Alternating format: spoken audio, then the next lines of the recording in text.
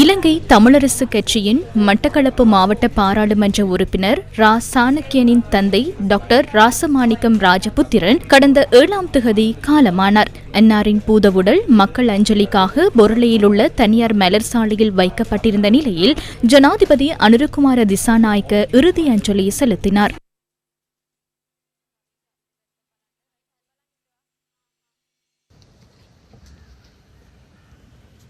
எதிர்க்கட்சித் தலைவர் சஜித் பிரேமதாச, ஆளும் கட்சி எதிர்க்கட்சி பாராளுமன்ற உறுப்பினர்கள், இலங்கை தமிழரசு கட்சியின் சிரேஷ்ட உறுப்பினர்கள், ஆதரவாளர்கள், பொதுமக்கள் என பலரும் அன்னாரின் பூதவுடலுக்கு இறுதி அஞ்சலி செலுத்தினர்.